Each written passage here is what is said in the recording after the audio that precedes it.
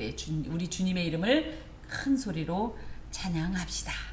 오늘 하나님께서 우리에게 주시는 말씀 민수기 25장 1절에서 18절 말씀을 볼 때 하나님의 질투심으로 하라는 제하에 귀한 말씀을 받습니다.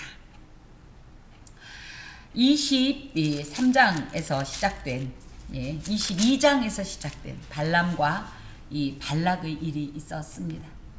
그것을 잠깐 회고해 보면 우리는 이스라엘 백성들은 이 사실을 알았을까요? 몰랐을까요?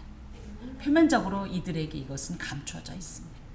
그런 의미에서 우리도 모르고 우리의 길을 가지만 하나님께서 늘 보이지 않는 손으로 우리의 모든 길을 보호하시고 안전하게 지켜주시고 망하지 않게 하신다는 거예요.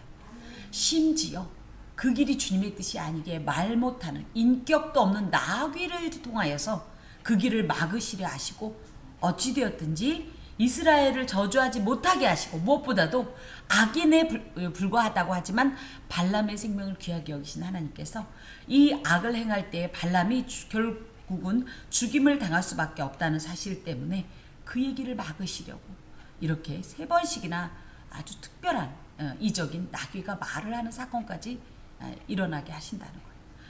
그렇지만 겉으로는 주님이 기뻐하시는 것이 아니라면 안 갈게요 해놓고도 그 마음 깊은 곳에는 이 은금에 대한 또 이 인간적인 어떤 신분 상승에 대한 이 욕망이 불타오르면서 그것을 이기지 못하고 끝내는 그 길을 달려간 발람의 모습을 보면서 죄가 우리의 문 앞에 엎드려 있지만 우리는 이 죄를 어떻게 해라?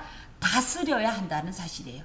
우리도 발람과 똑같이 계속적으로 은금에 대한 욕망, 수없는 욕망들이 들끓어 오른다는 거예요. 그럴 때 어떻게 해라? 이 죄에 점령당하지 말고 이 죄를 다스리고 절제하라.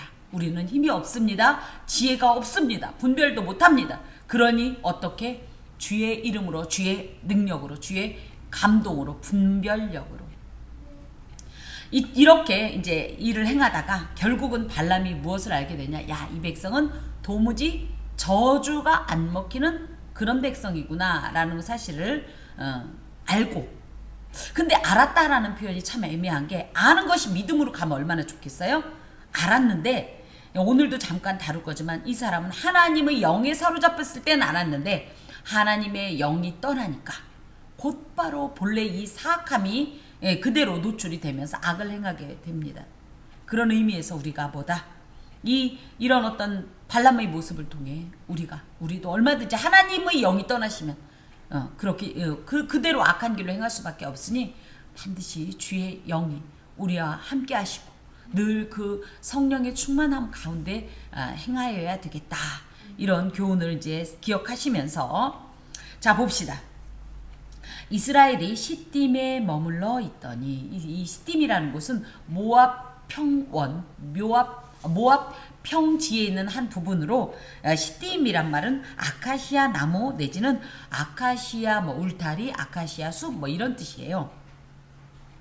요게 이제 33장 49절에 보면 아벨 시딤이라는 말이 있는데 같은 지명입니다. 이곳은 요단강에서 약 11km 떨어져 있어요.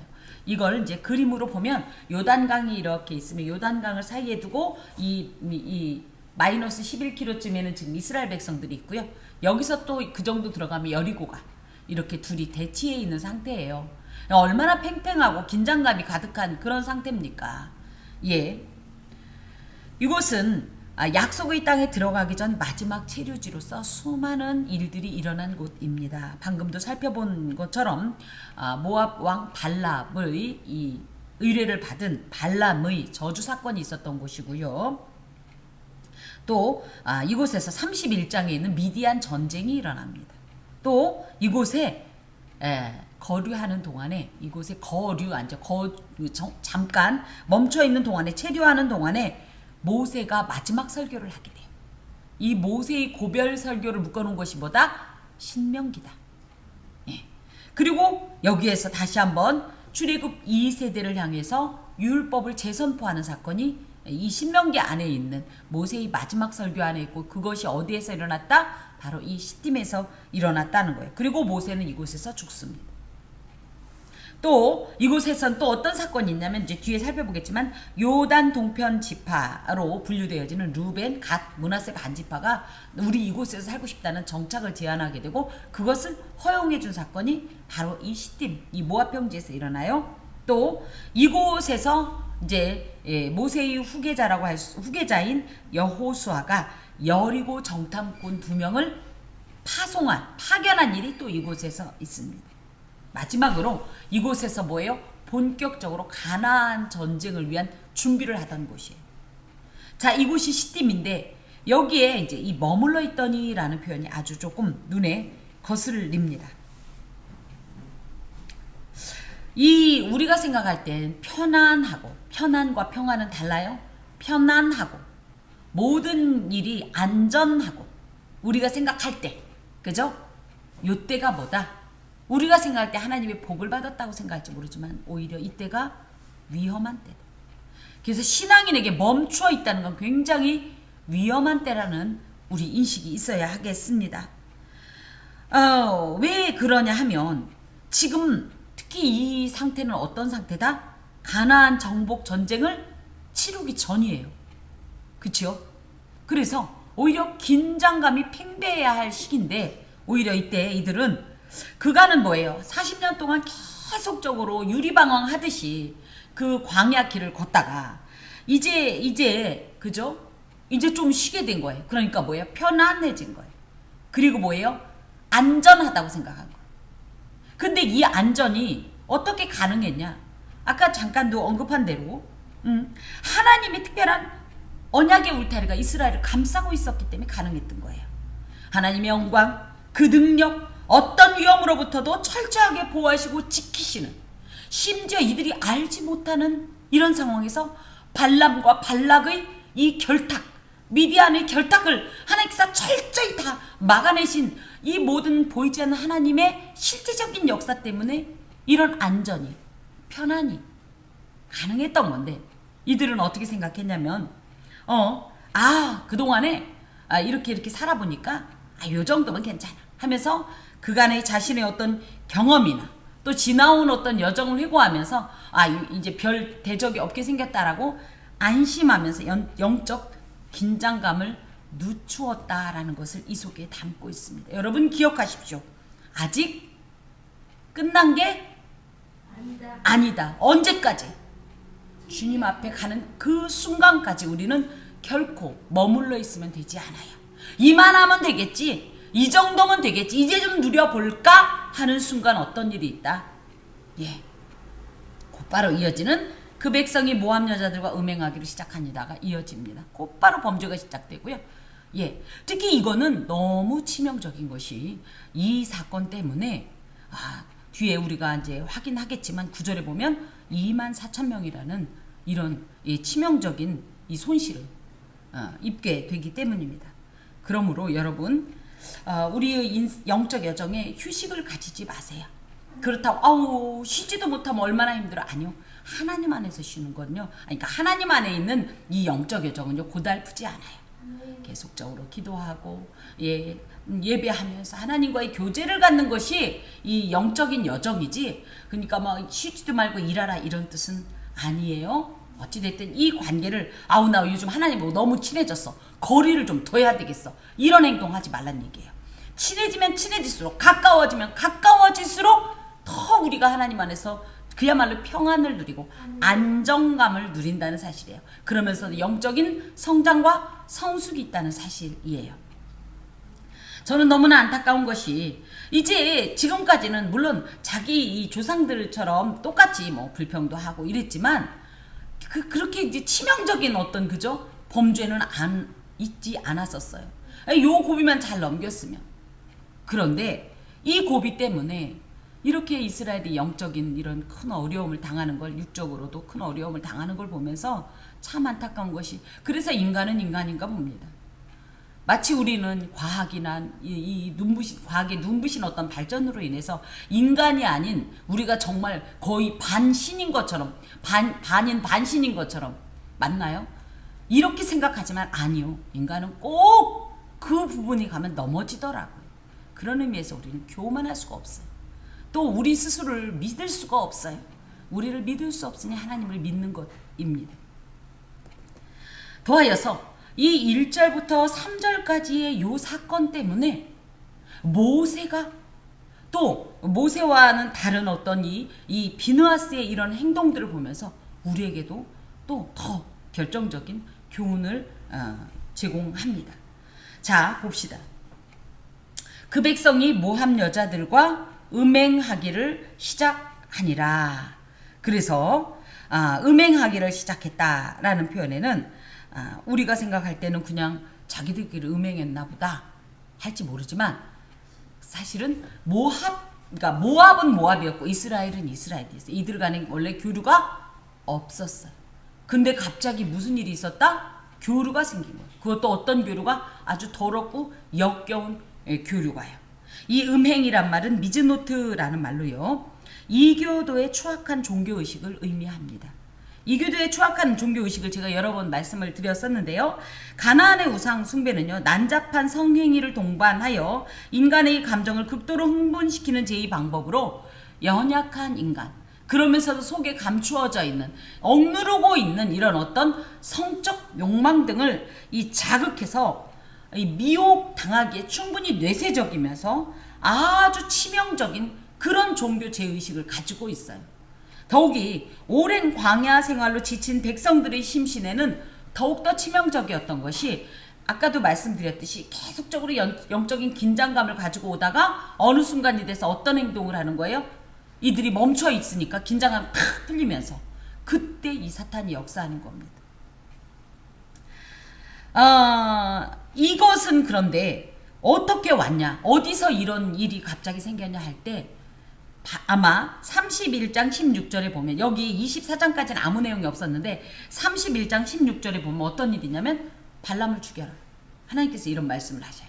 그래서 발람이 뭘 잘못했어? 하나님이 저주 못하게 해서 저주도 안 하고 떠났는데 라고 알고 있는데 요 사이에 숨겨진 이야기 속에 발람이 모압 왕 발락에게 다른 건 안 통한다. 여호와가 이 저주기도를 막아서 이 저주기도빨이 안 먹힌다. 그런데 내가 하나 주마. 힌트를 주마. 이들을 초대해라. 너희들이 종교의식이. 그래서 음행으로 넘어지게 해라. 이런 귀띔을 주었기 때문에 이 발람이 죽임을 당하게 됐다라고 알려져 있습니다. 특별히 이 미즈노트 음행은요, 맞아요. 육체적인 쾌락입니다. 이거는 육적인 간음인 것인데, 이게 하나님 관계에서 미즈노트가 쓰이면 무엇이 되냐면 영적인 간음으로서 우상 숭배를 의미합니다. 우상이라고 할 때 여기서 그야말로 바알을 섬기는 자체도 우상이지만 또 어떤 우상이냐면 음행, 나의 정욕이 우상이 되었다는 얘기예요. 우리가 그러므로 이런 이런 영적인 이 간음 행위, 음행을 수시로 우리 안에 자극하고 넣어주는, 미혹하는 사탄을 의식해야 돼요. 그리고 이 사탄에게 넘어지지 않기 위해서 늘 성령 충만으로 강건함을 유지해야 돼요. 근데 우리가 나는 우리말 맞다나 난 외도 안 해요, 그런 뜻이 아니라 하나님 이외의 그 무엇이라도 사랑하는 것은 이 미즈노트에 해당이 됩니다. 음행, 우상숭배라는 것은 하나님 눈에 볼 땐 음행이에요. 그래서 우리 안에 있는 이 음행, 미즈노트가 있다면 이것을 제거하지 않는 이상은 하나님과의 관계는 온전해질 수 없다라는 거예요. 그래서 이 시점에서 기억하는 말씀은 빌립보서 3장 12절에서 16절 말씀. 아직 내가 잡은 줄로 여기지 아니하고 오직 한 일, 즉 뒤에 있는 것은 잊어버리고 앞에 있는 것을 잡으려고 표대를 향하여 달려가노라. 오직 우리가 어디까지 이르렀든지 그대로 행할 것이라.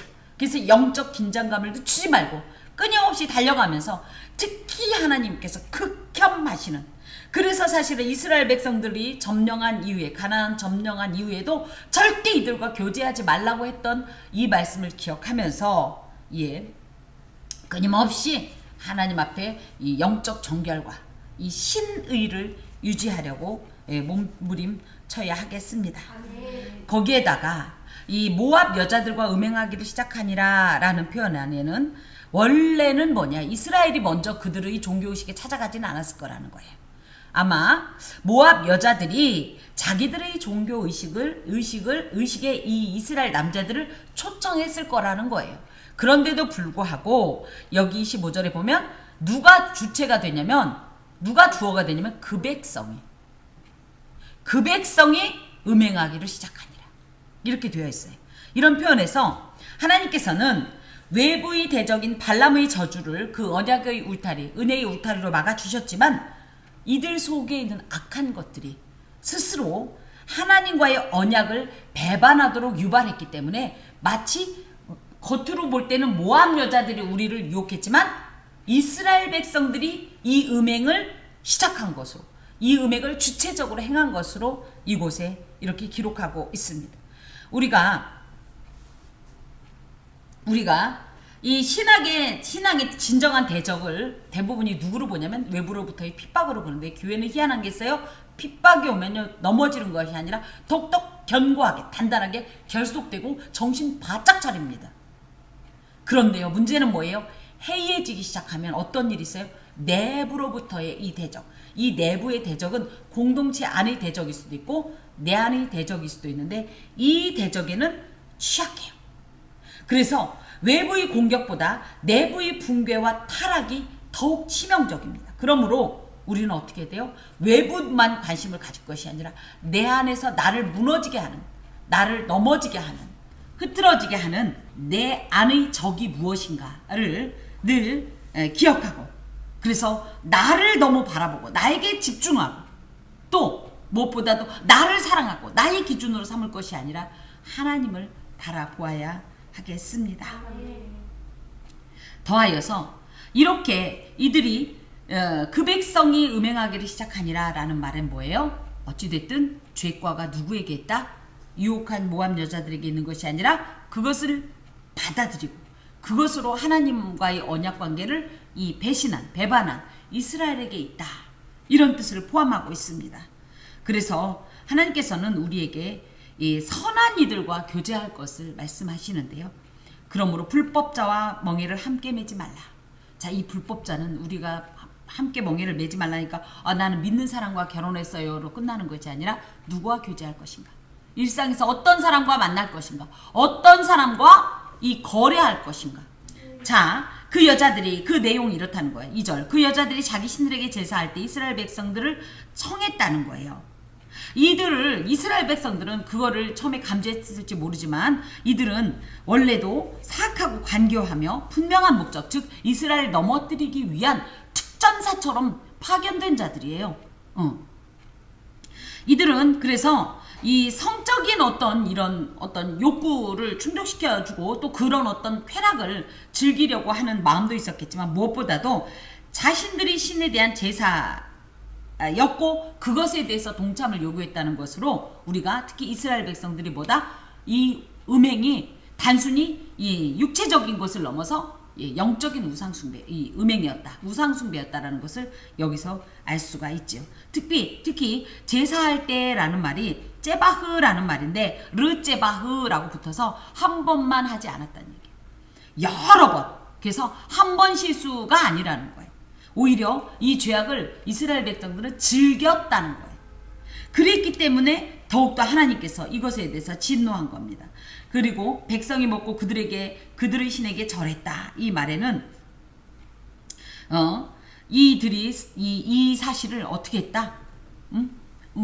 완전히 그냥 한 차례의 실수도 아니고 완전히 거기에 동화돼서 특히 뭐에 즐겼다는 것이 그냥 성적으로 즐겼다는 얘기를 떠나서 넘어서 그들의 신에게 마치 자기 자신을 적극적으로 헌신하는 태도를 보였다 이겁니다.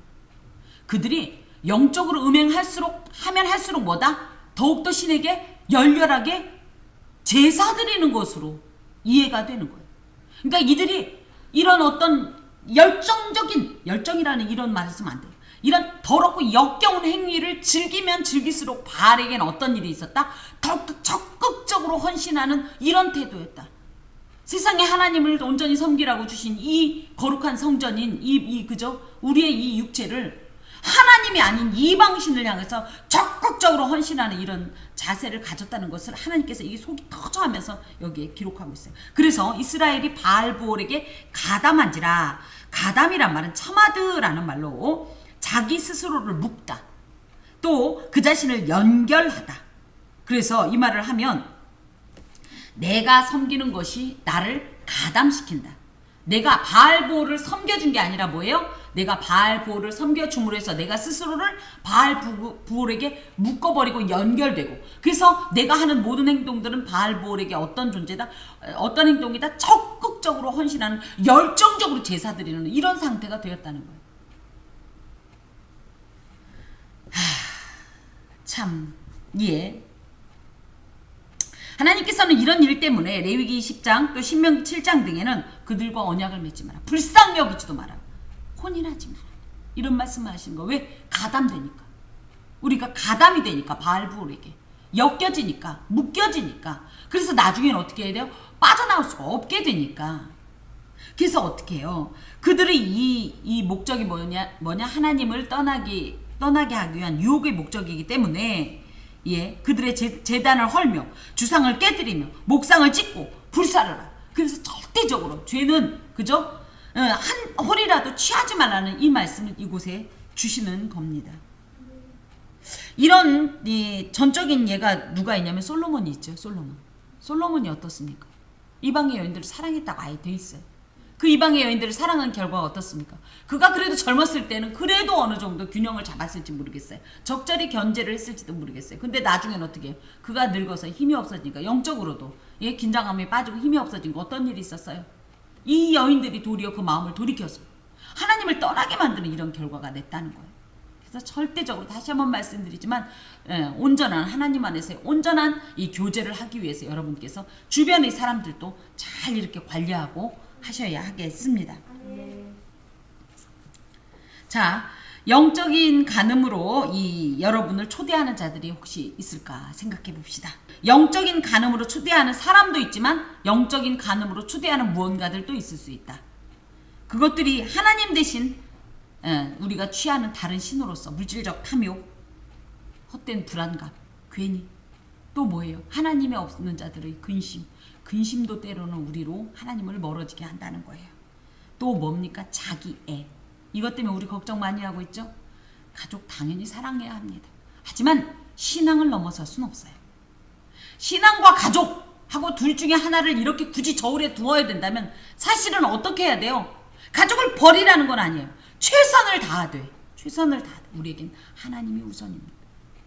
그래서 여러분, 우리가 때로는 가족을, 하나님께서도 가족을 만드셨는데 이 가족을 사랑하는 것이 더 먼저지 않은가, 내지는 내 몸이 더 우선이 아닌가 하는 생각들도 다 뭐다? 우리를 영적 간음으로 초대하는 것들이다.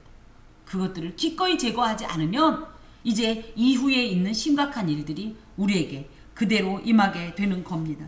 더하여 우리가 또 기억할 것은, 우리가 세상을 변화시켜야 되는데 어떻게 돼요? 우리가 약해지면 세상이 우리를 변화라고 할 수는 없죠. 타락시킵니다. 그래서 우리가 영적으로 연약하여서 불신앙과 죄악 때문에 동화되지 않도록 늘 우리의 이런 어떤 영적인 부분을 강화시키고 우리의 신앙을 견고하게 하면서 죄와 동화되지 않도록 경계하고 주의해야 합니다. 또 한 가지, 죄에 대한 호기심을 가지지 마십시오. 나는 저기 가도 나쁜 짓 안 해. 사람들은 다 저거 해도 난 안 해. 무슨 자신감입니까? 이건 정말로 근거 없는 자신감입니다. 인간은 다 똑같습니다. 난 저기에 가도 난 저런 짓 안 해. 아니요. 보는 것만으로도 이미 동화가 되는 거예요. 익숙해지는 것이 동화입니다. 그래서 어떻게 돼요? 처음에는 보기만 하겠죠. 그런데 어떻게 돼요? 가면 한 번, 또 한 번 가다 보면 저절로 나도 모르게 그것에 젖어버리게 된다는 사실이에요. 그래서 하나님 안에서 이런 죄에 대한 호기심으로 어떤 악에 대해서 접근하거나 그것을 가볍게 여기고 그들과 어울리는 행동들을 철저히 근절하셔야 하겠습니다. 그랬더니 드디어 어떤 말이 나오는 거예요? 여호와께서 이스라엘에게 진노하시니라. 출애굽기 19장 5절에서 6절에 보면 이 세계가 다 내게 속해 있지만 그 중에서도 너희들을 뭐라고 해요? 제사장 나라로 삼았다. 너희들은 나의 백성이고 나의 소유로 삼았다. 이런 말씀을 주신단 말이에요. 하나님의 제사장 나라로서의 이 이스라엘 공동체에 요구하셨던 거룩의 유지, 절대적 성결의 상실에 대한 하나님의 실망감, 안타까움, 그리고 어때요? 실제적으로 하나님은 인격이기 때문에 감정적으로 너무너무 놓여오셨던 거예요. 그랬기 때문에 이 일로 인하여서 너무 치명적인 일이 일어나는데, 우리 하나님은 사랑이시기 때문에 절대 진노하지 않는다고요? 하나님은 사랑이신데 왜 그렇게 화를 내냐고요? 아니에요. 하나님은 공의와 사랑의 두 가지 속성을 반드시 함께 가지고 계십니다. 사실 이 공의의 집행도 사랑 안에서 있고요, 사랑의 집행도 공의 안에 있는 거예요. 우리가 그런데 너무 한쪽만 바라보면 안 돼요. 죄 지었으면 뭐예요? 반드시 그 결과는 우리가 예상하는 것과 다르게 어떤 무게로 하나님께서 판결하실지 모르지만, 재판관이신 하나님께서 하지만 분명히 임한다는 사실이에요. 회개하면 다 끝난다고요? 무슨 소리예요? 죄를 지었을 때 그것을 가볍게, 그러니까 죄를 지었는데도 회개하면 다 끝난다는 마음으로 죄를 지었으면 이미 그 마음이 뭐예요? 양심에 화인 맞은 거예요. 인두로 지져져서 제 기능을 못하는 어떤 그런 그 심장과 같아지는 거예요. 그런 마음에 회개하면 하나님이 그 회개를 받으세요? 회개라는 건 뭐냐면 정말 마음을 갈기갈기 찢으면서요, 정말로 피눈물을 쏟으면서 다시는 내가 이 길을 행하지 않으리 하면서 사탄막에 대해서 이를 빡빡 가는 행동이에요. 그런데 하나님 잘못했습니다 하는 이런 회개를 하면 하나님께서 그것을 그렇게 가볍게 여기고 용서해 주실까요? 그렇지 않다라는 거죠. 반드시 하나님께서는 죄의 싹을 물으십니다. 죄의 싹을 기억하시고 절대적으로 죄에 가담하지 마세요. 또 심지어 내 안에 죄의 끈아풀이, 사탄이 심어놓은 첩자가 팔랑팔랑 거리거든. 이것을 싹둑 제거해 버리세요. 아예 뿌리째 뽑으셔야 됩니다. 그렇지 않으면 어떤 일이 있어요? 외부로부터 그야말로 우리를 미혹하는 것 때문에 이 작은 어떤 이 죄의 씨앗이요, 함께 결합하게 되면 이런 결과를 내는 거예요. 하나님의 진노가, 이 무서운 진노가 임하게 되는 겁니다. 자, 그랬더니 여호와께서 이제 진노하시면서 뭐라고 하냐, 모세에게 이르시되 백성의 수령들을 잡아 태양을 향하여 여호와 앞에 목매어 달라. 그리하면 여호와의 진노가 이스라엘에게서 떠나리라. 백성의 수령들이라고 하면 콜라스에로서 공적인, 그래서 지파장 수준이에요. 거의 족장 수준이에요. 그래서 이들에 대해서 하나님께서 이제 심판을 하시겠다는 말인데요. 왜요? 왜 하필이면 이들을? 우상숭배에 가담했기 때문에. 하나 더는 뭐 책임감이죠. 책임감. 그래서 많이 받은 자가 어떻게 돼요? 많이 하나님 앞에서 요구를 받는 거예요. 여러분, 하나님께서 물질을 많이 주셨습니까? 이것에 대한 하나님께서 너 그거 어디다 썼어? 물으시는 거예요. 내 거 아니에요. 건강을 많이 받았습니까? 너 그거 어떻게 썼어? 물으시는 거예요.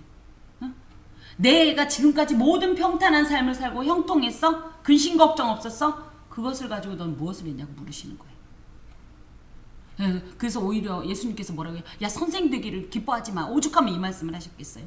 많이 받은 자, 많이 가진 자, 많이 누린 자에겐 물으셔요.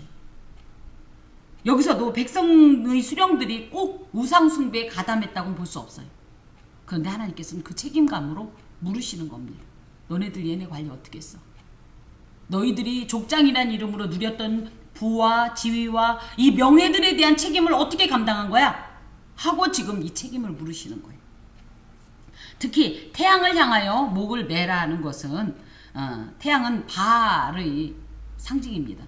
제우스가 번개이신 태양이신 다 이렇죠. 물론 뭐 아폴론인가가 아들이 그렇긴 하지만 제우스가 원래 이 기후에 대해서 다 관장하는 신으로 일반적으로 알고 있습니다. 그 제우스의 전신이 바알이니까요. 그리고 여호와 앞에라는 표현이 아주 중요해요.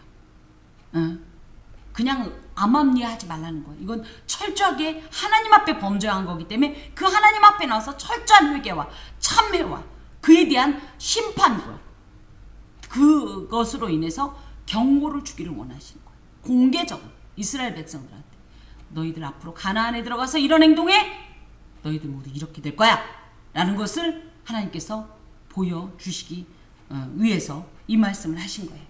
그러면 내가 이 이스라엘에 대한 진노를 떠나게 하겠다. 아직은 이 이스라엘에 대한 진노가 뭔지 밝혀지지 않아요. 그치요?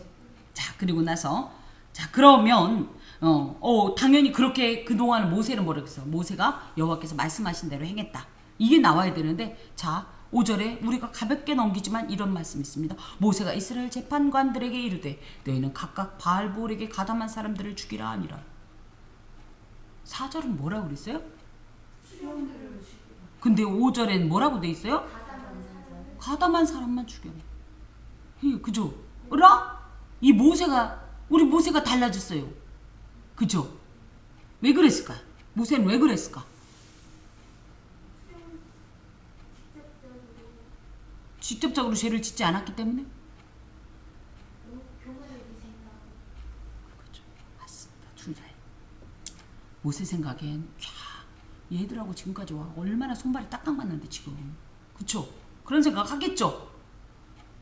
그런데 하나님 이런 사람들을 빼앗는 건 죄 지은 사람만 죽으면 됐지 왜 이 사람들을 이런 마음으로 행하지 않았을까?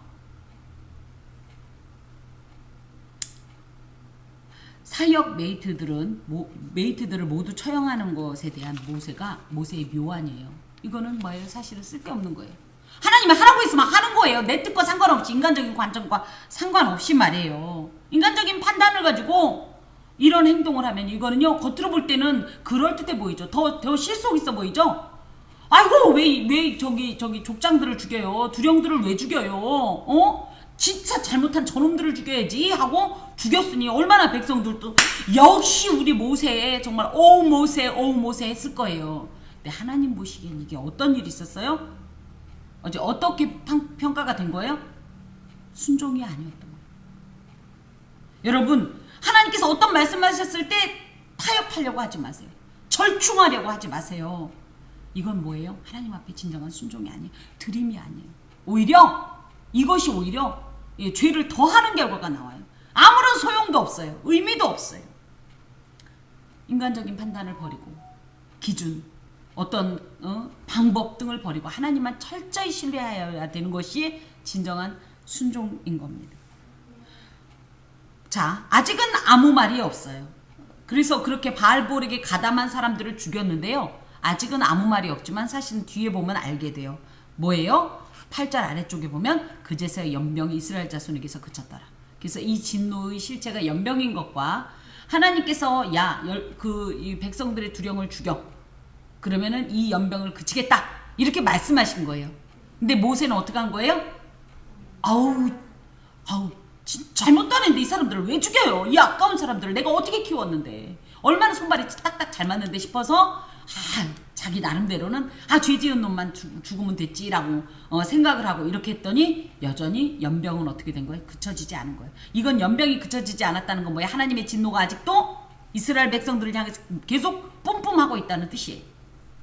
자, 이스라엘 자손의 온 회중이 회막문에서 울 때에 이 말도요. 여기서 보면 뭐예요? 회막문에서 울 때에 그러니까 뭐 하는 것 같아? 회개하는 것 같죠?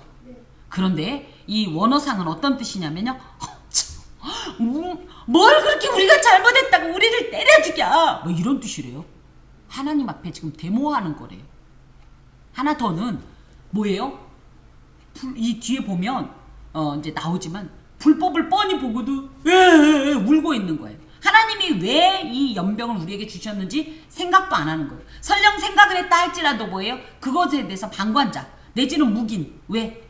자기 마음도 그것에 동하고 있으니까.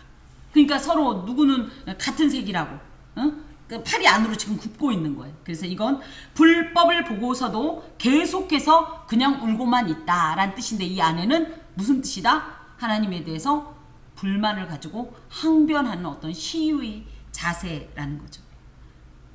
모세를 중심으로 한 이와 같은 그냥 외면적, 표면적, 형식적 회개 혹은 순종은 어떤 결과를 낳냐면 보세요.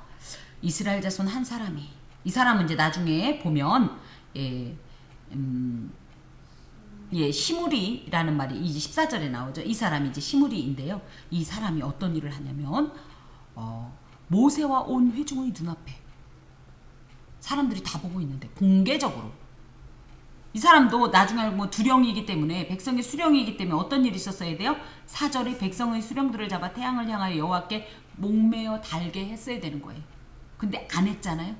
그랬더니 그것이 은혜로 여기지 않고 더욱더 죄로 인해서 더 담대해져서 죄에 대해서 담대해져서 심지어 그동안은 뭐예요? 그들의 제사에 동참한다는 명목으로 모압 진영을 갔다면 이제는 어떻게 하는 거예요? 데리고 들어오는 이런 그것도 백성 앞에서 이렇게 죄가 아주 발전을 하는 이런 모습입니다. 그래서 죄의 싹을 잘라내야 되는 거예요. 그러면서 온 회중의 눈앞에 미디안의 한 여인을 데리고 그의 형제에게로 온지라. 특히 이제 자기 이제 이 사람이 어디 족속이냐면 시므온 지파인데 이 시므온 안에 있는 자기 그 진영 내지는 또 자기 그 장막으로 지금 끌고 들어가는 그런 모습이에요. 이렇게 하나님께서 계신 거룩한 진영 안으로 두령의 지위를 이용하여 뻔뻔스럽고 공개적으로 음행을 가중시키는 결과가 왜 나왔다? 모세의 자기 뜻대로 행한 결과 때문에 나왔다. 이런 모세의 결단성 결여의 결과가 오히려 더 치명적인 어떤 결과로 달려가게 하는데요. 그래서 우리가 잘 생각해야 돼요. 내가 하나님을 좋게 하랴 사람을 좋게 하랴. 내가 하나님 편에 설 건가 사람 편에 설 건가. 사람 좋게 하려고 그러다가 우리가 어떻게 돼요? 하나님과 원수가 됩니다. 순종 없는 회개가 진정한 회개냐? 아니면 행동하는 회개가 진정한 회개냐? 또 불의한 다수가 맞냐? 아니면 의로운 극소수가 맞냐? 우리 잘 판단해야 해요. 가봅시다. 제사장 아론의 손자 엘르아사의 아들 비느하스. 그러니까는 지금 1대 제사장이 아론. 그죠? 2대 제사장이 누구? 엘르아사. 3대 제사장이 지금 대제사장이 비느하스 이렇게 되는 거예요. 지금 아론이 죽은 상태니까 엘르아살이 지금 2대 대제사장이겠죠. 차기 대제사장인 비느하스가 이걸 보고 어떤 걸 보고 시므리라는 사람이 모세와 온 회중의 눈앞에서 미디안의 한 여인을 데리고 음행하기 위해서 온 이 모습을 보고 회중 가운데서 일어나. 그러니까 모든 사람들이 보고 있는 장면이 상상이 되죠. 네. 모든 사람들이 보고 있는데 그 앞을 그 가운데를 유유히 걷고 있는 이 사람을 쫓아가서 손에 창을 들고 일어나라는 표현은 뭐예요? 지난주에도 했지만 사냥을 하기 위해서 전쟁을 하기 위해서 일어나는 이 일어나와 같은 표현입니다. 그래서 이걸 어떻게 보는 거예요? 단순한 인간적 감정으로 보는 게 아니라 여호와의 전쟁으로 보는 거예요. 영적 전쟁을 지금 선포하는 행동입니다. 그래서 손에 창을 들고 그 이스라엘 남자를 따라 그의 막사에 들어가 이스라엘 남자와 그 여인을 배를 꿰뚫어서 두 사람을 죽이니. 겉으로 볼 땐 사람 죽인 거니까 이게 얼마나 악랄한 거야. 하나님께서 지으신 생명을 왜 죽여? 입니까? 그래서 제가 아까도 말씀드린 거예요. 불의한 다수. 그래서 그냥 울고만 있고 방관하고 이 죄를 묵인하면서 적절히 하나님을 어떻게 하나님과 타협해서 넘어가려고 하는 이런 불의한 다수가 옳으냐? 아니면 정말 외롭지만 정말 유별나지만 정말 특심이지만 혼자만의 의로움인 것 같지만 하나님께서 보실 때 의로운 극소수가 옳으냐? 우리가 이걸 잘 판단해야 돼요. 자, 이 사람은 특히 여기에 보면 제사장이라는 표현이 아주 독특한데요. 이 제사장이란 뭐예요? 제사장이 백성들을 죄로부터 보호하기 위해서 교훈하고 경계하고 가르치고 분별하고 문둥병 등을 다 이 제사장이 판별하잖아요. 이게 뭐예요? 거룩과 부정의 이 경계 사이에 서서 이것은 부정이다, 이것은 거룩이다를 가르치던 존재예요. 이게 제사장이란 말이에요. 또 뭡니까? 그것을 그냥 가르칠 뿐만 아니라 이 거룩을 준수하기 위해서 그 사람은 그쵸? 거룩한 곳에서 심지어 하나님 앞에 예배하고 거룩한 곳에서 먹고 생활하고 하면서 실제적인 이 거룩을 준수하기 위해서 몸부림치던 그런 존재지요. 그런 사람이 지금 이 거룩을 위해서 하나님께서 주신 사명을 목숨을 내 걸고 이 흥분한 회중들이 얼마든지 제사장이라 할지라도 돌을 들 수 있는 이런 상황에서 목숨을 내 걸고 사명을 감당하기 위해서 지금 창을 들고 들어가게 된 겁니다. 하나님의 공의를 실현하기 위한 죽음을 각오한 이 결단이죠. 또 이 일이 행여 어떻게 발전할 수 있냐? 방금도 말씀드린 것처럼 미움과 조롱으로 발전할 수도 있어요. 이것을 감수하면서. 그래서 이런 모습을 통해서 우리가 사회 전반에 만연한 죄악에 대한 우리의 태도가 어때야 할 것이냐? 다 그러니까 아우 요즘 다 그래요. 안 그런 사람이 어디 있어요? 하면서 우리도 함께 그 물살에 휩쓸려서 같이 떠내려갈 거냐? 같이 그 안에서 헤엄치면서 유영을 할 거냐? 아니면 나 혼자 외롭고 고독하게 모두 다 요즘은 다 그런 방법으로 해요. 그거 아니면 못 살아요 해도 나는 미련 곰탱이처럼 그들이 볼 때 미련 곰탱이처럼 멍청한 것처럼 실력 없는 것처럼 무능한 것처럼 유연성 없는 것처럼 고지식한 것처럼 몸을 돌려서 철저하게 그 무리와 멀어지면서 역류할 거냐? 이 세상의 이 물결 속에.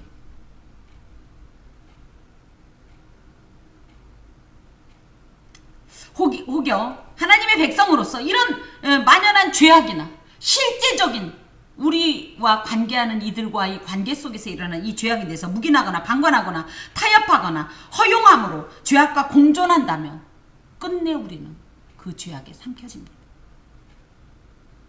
아닌 건 아닌 거예요. 하나님 안에서. 여러분 기억하세요. 하나님이 아니라고 했으면 아닌 거예요. 세상이 아무리 변해도 하나님은 안 변했으니까요. 우린 다 변합니다. 하지만 하나님은 변하지 않습니다. 변하시지 않는 하나님이 하신 그 말씀도 변하지 않습니다. 그래서 그때는 이랬지만 요즘 세상에 그런 게 어딨어? 아니요. 그럼 그분은 하나님이 아니세요. 창세기 1장 1절부터 시작되는 하나님의 모든 말씀 지금도 참으로 어찌 보면 아주 고집스럽게 이 세상 끝날까지 적용이 될 겁니다. 기억하세요. 자, 그랬더니 어떤 일이 있었어요? 연병이 이스라엘 자손에게서 그쳤더라. 아까 모세가 뭘 다 죽여요 라고 했을 땐 여전히 하나님의 진노가 행해진 거죠. 차라리 그때 그런 하나님의 명령에 따랐더라면 오히려 이 손상당한 이 어떤 사람들이 훨씬 더 적었을 수도 있어요. 근데 그 사이에 이 죄는 기하급수적인 이런 어떤 바람을 타고 움직입니다. 그래서 심지어 몇 명이나 24,000명이나. 근데 여기에서 24,000명 결코 적은 게 아니에요. 이스라엘이 몇십만? 기본적으로 60만이라고 할 때 24,000 적은 거 아니에요. 그런데도 하나님께서 진노하심으로 이렇게 24,000명이나 이 죽임을 당하게 한 것은 하나님은 어떻다? 죄를 응징하고, 그죠? 공의를 세우고, 부정을 척결하여 거룩을 준수하고 그것을 교훈하시기 위해서는 결코 적은 숫자는 아니지만 어떤 희생을 감수하고서라도 공동체의 성결 유지를 요구하시는 모습을 이곳에서 볼 수 있습니다. 제사장 아론의 손자 엘르아살의 아들 비느하스가 내 질투심으로 질투하여 이스라엘 자손 중에서 내 노를 돌이켜서 내 질투심으로 그들을 소멸하지 않게 하였도다. 그러므로 말하라. 내가 그에게 내 평화의 언약을 주리니 그와 그의 후손에게 영원한 제사장 직분의 언약이라. 그가 그의 하나님을 위하여 질투하여 이스라엘 자손을 속죄하였음이니라. 여기서 계속 반복적으로 나오는 말이 뭐게요? 맞아요. 내 질투심으로 질투하여. 내 질투심. 질투는 좋은 거예요? 나쁜 거예요? 질투하면 돼요? 안 돼요? 그죠? 근데 하나님이 이 용어를 쓰시네? 그죠? 자, 이 내 질투심으로 질투한다라는 표현은 두 가지 의미가 있습니다. 첫 번째, 어찌됐든 인간적인 감정과는 구별되는 하나님의 백성 공동체의 연단과 구원을 위한 하나님의 특별한 열심을 뜻해요. 특별한 사랑의 감정을 뜻해요. 이것이 바로 사랑하지 않으면 질투가 되나요, 안 되나요? 이 하나님의 질투심은 그런 겁니다. 너무너무 사랑하는 특별한 하나님의 사랑. 그 사랑. 왜? 하나님과 이스라엘은 어떤 관계예요? 마치 부부처럼 언약을 맺은 관계예요. 언약 관계에서 그 언약 관계를 맺은 대상에 대한 이런 특별 특별한 열정과 사랑은요, 오히려 이 연약 관계를 더 강화시키고 보존하는 원동력이 되는 거예요. 이것이 바로 뭐예요? 하나님의 질투심의 실체입니다. 그 질투심으로 질투했다는 건 뭐예요? 그 질투심을 비느하스가 알아차렸다는 거예요. 그 마음을 알아차렸다는 거예요. 하나님이 이 이스라엘에 대해서 얼마나 특별한 감정을 갖고 계시고 얼마나 뜨겁게 열정을 품고 계시는지, 이 백성과의 이 어떤 이 언약 관계를 유지하기 위해서 하나님께서 얼마나 참으로 애쓰시는지를 비느하스가 알고 그걸 행동했다는 거예요. 그것이 뭐예요? 하나님의 질투심으로 질투했다라는 뜻을 갖고 있습니다. 여러분은 이런 질투심이 있습니까? 없어요? 누가 교회를 향해서 함부로 비방하거나 조롱할 때, 아 그렇구나 하지 마세요. 하나님의 질투심으로 질투하셔야 돼요. 이것이 다 뭐예요? 사실은 하나님의 질투심으로 질투하는 거예요. 하나님의 모든 것을. 우리에겐 이것이 필요합니다. 그래서 같은 교인인데 같이 교회 욕하고 막 같이 예수님 욕하니까 거기에다 대고 같이 그렇구나 괜히 거기 가서 감동받고 말이야 하면 안 돼요. 하나님의 질투심으로 질투할 줄 알아야 돼요. 적어도 하나님을 사랑한단 말이에요. 이것이 바로 하나님의 이 질투심으로 하나님을 사랑하는 사람이라면 이런 행동을 하게 돼 있다는 거예요. 그럼 거꾸로 얘기하면 여기서 이런 행동하는 사람은 누구밖에 없다? 누구밖에 없다? 비느하스밖에 없다. 그 정도로 이스라엘이 지금 뭐다? 완전 영적으로 해이해지고 문란해지고 정신 못 차리고 있는 이런 상태다. 왜? 죄의 이 달콤함에 취해서 이 짜릿한 이 쾌락의 이 늪에 빠져서 지금 이거 못, 이 모든 백성들이 하나님의 질투심으로 질투했어야 되는 사건이에요. 그런데 아무도 질투하지 않아. 자, 그러면서 하나님께서 뭐라고 그러냐면 평화의 언약을 주겠다. 평화의 언약 at 베리티 샬롬이란 말로 공의로운 분노와 죄악의 이 척결은 이스라엘 백성들의 생명을 회복시키며 구원을 이루는 아주 중대한 일인데요. 이것이 누구의 일이냐? 제사장의 일이에요. 그래서 제사장은 이 백성들을 구원하기 위해서 이 두령을 죽인 이런 행동이라는 거예요. 이것이 제사장 본연의 의무로서 제사장 뭐에 속죄의 사역이 있었고 중보의 사역이 있었고 아까도 얘기했듯이 거룩의 교훈과 준수, 그렇죠?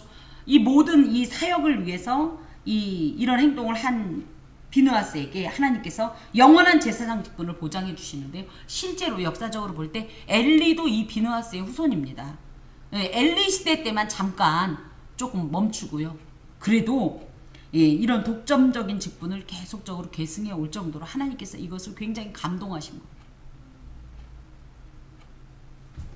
자, 그러면서 그랬더니 이것을 그렇게 얘기하는 거예요. 자, 13절에 그가 그의 하나님을 위하여 질투하여.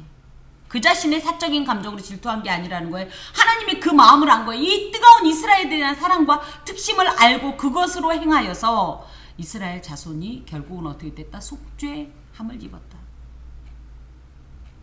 죽임을 당한 이스라엘 남자 곧 미디안 여인과 함께 죽임을 당한 자의 이름은 시므리니 살루의 아들이요 시므온인의 조상의 가문 중 한 지도자이며.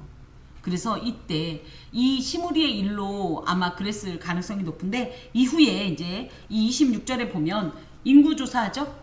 이때 어떤 일이 있냐면요. 1차에서는요 59,000명이었던 시므온 지파가요. 이때 보면 이제 다음 주에 살펴보겠지만 22,200명 정도로 대폭 감소합니다. 이게 인구수가 별거 아닌 것 같지만 특히 고대에는요 인구수가 하나의 이 번영의 상징이고 하나님 복의 상징이거든요. 이런 저주를 받게 됩니다.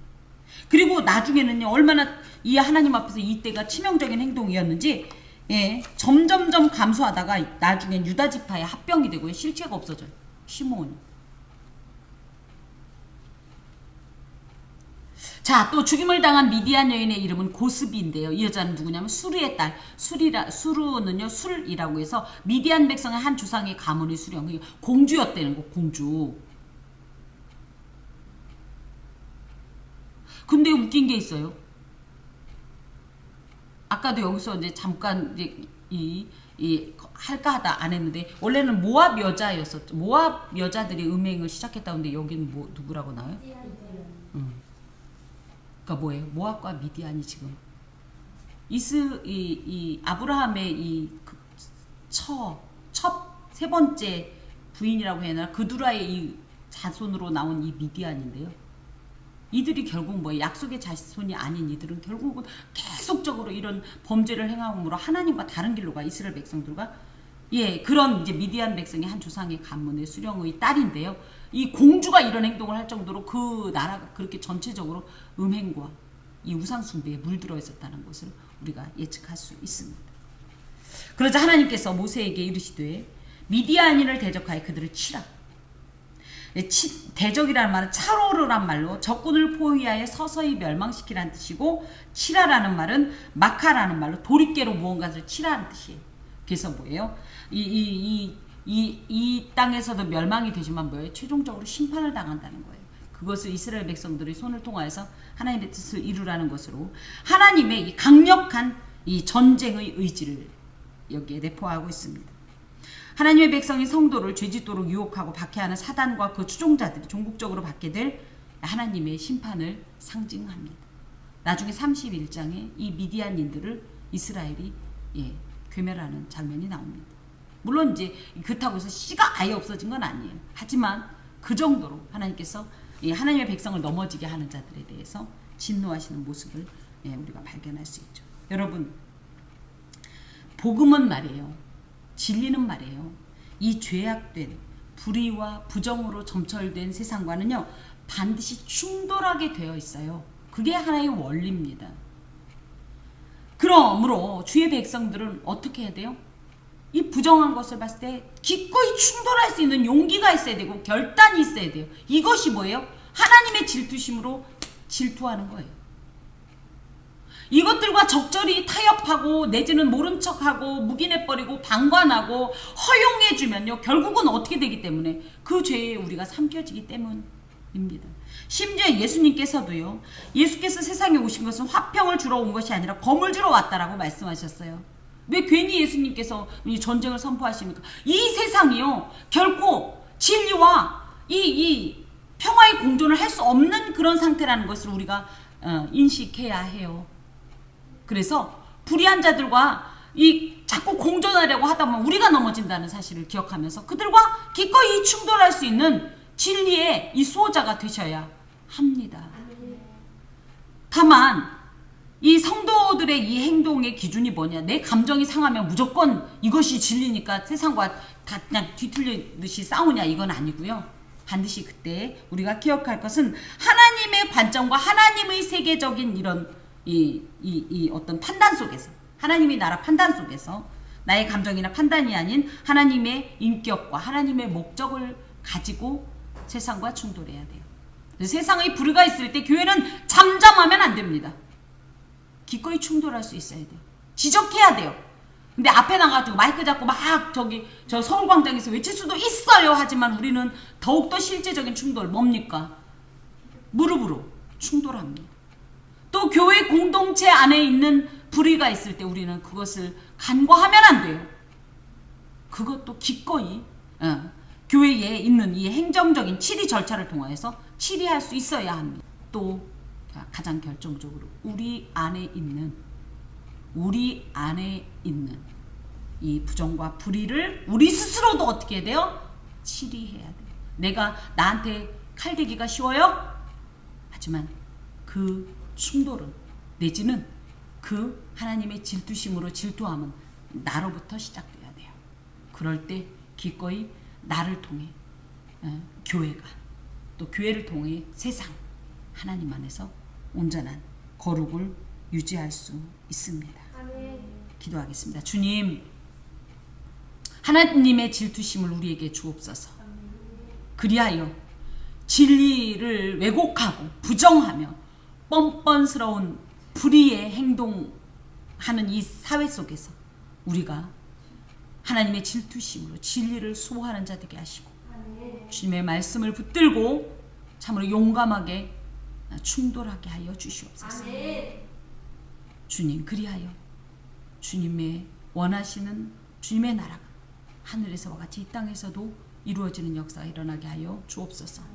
나를 도구로 사용하여 주옵소서. 예수 그리스도의 이름으로 기도합니다. 아멘.